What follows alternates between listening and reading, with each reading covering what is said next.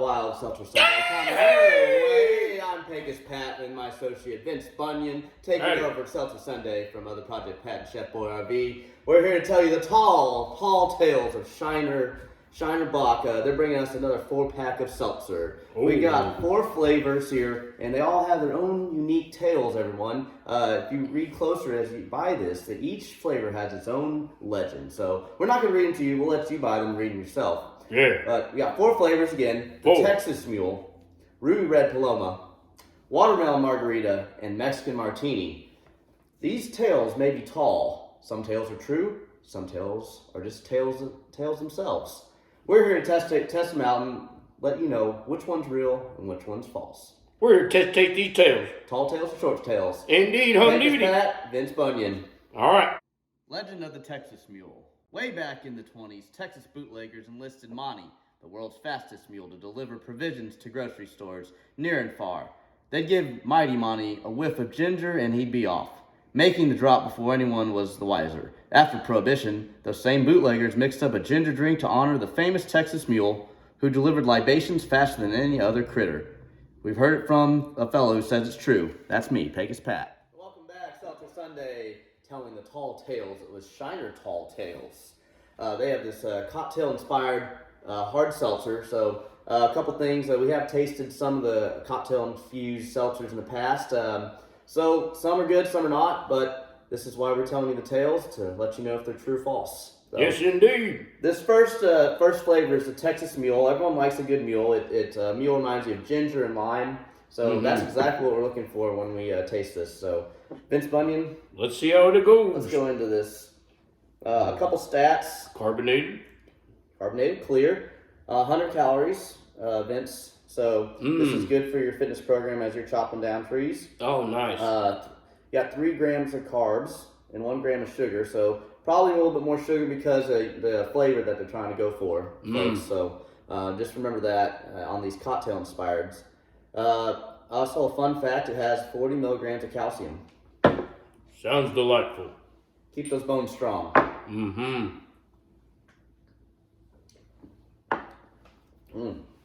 That's pretty good. Vince, Vince Bunyan, are you getting a little bit of lime and perfect blend of lime and ginger?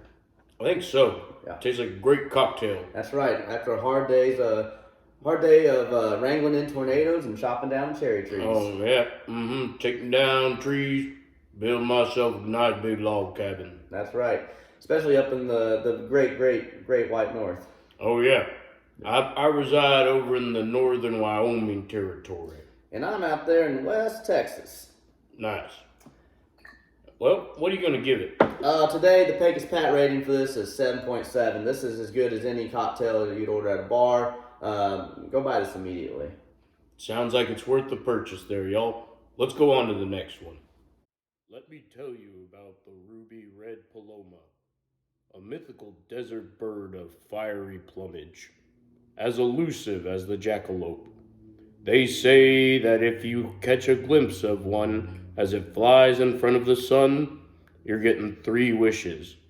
Our brewmaster saw one down in the valley and spent all 3 wishes perfecting this salty but sweet, slightly tangy and tart concoction in honor of this fabled fowl. We swear by it. Yeah, Seltzer Sunday's back. Pecos Pat, Vince Bunyan, telling tall tales of the Shiner cocktail-infused hard seltzer. We did the first flavor, that Yeehaw Texas Mule. That was pretty good, y'all. Vince Bunyan, take us into this next one. All right, let's try the Ruby Red Paloma. Again, Vince Bunyan, nice and clear, no colors of the seltzer, a little bit of carbonation, which is always expected. And we're going with the chilled glasses so it'll emphasize the flavor.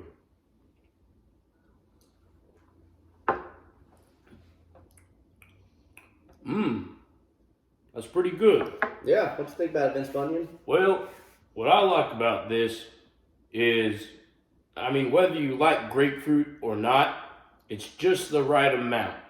It's got a little tang at first, and then it gets, it ends with a refreshing grapefruit-ness.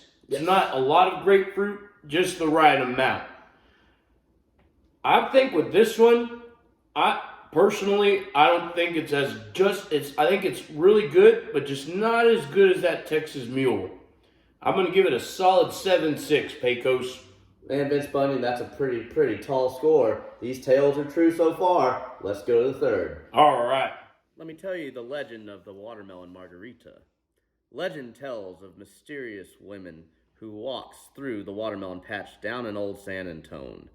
Locals say it's the ghost of Margarita, the watermelon maiden. To find out if the legend was true, the Shiner brewers set out to spend the night. The wind howled and the trees shook, but the brave brewers weren't scared. Until they saw Margarita, but lucky for them, she sensed the courage and offered them an ancient recipe for the watermelon Margarita. Would their brewers lie? I don't think so. In a wild western tales we are telling you here on Seltzer Sunday. I'm Pecos Pat and Vince Bunyan, my co-host and associate. We're here to make sure these tales are true with the Shiner Tall Tales cocktail-inspired hard seltzer. We did the first two tales. They sure were did. True, Vince Bunyan. Let's go to this third. All right. This third is the watermelon Margarita. So we're looking for that perfect balance of lemon, lime, and obviously we're looking for that watermelon. Watermelon is hit or miss in Seltzer Sunday, Vince Bunyan. I agree. We haven't found, recently we haven't had the best luck with them. The watermelon Chile from Flying Embers was just okay. Just didn't have enough. It was missing something. Yep. So putting Shiner to the test, they're telling this tall tale that it's good. So let's figure this out. All right.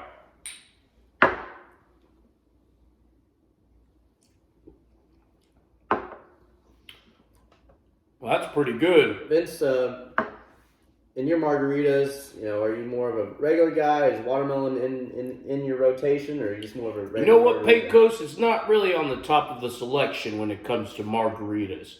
However, in this case, I think I might be putting it maybe in the top 5. Oh, heard it here first, top 5. This has everything you need in a seltzer, but also the cocktail seltzer, Seltzer Nation. This tale is true. This is exactly what we need. It's got the perfect balance of everything, even a little spice. And you know what? Balancing watermelon seems to be a little struggle with the seltzers out there. Absolutely. But Shiner has hit this one on the head, and we're giving this a 7.5 today. Way to go, Shiner.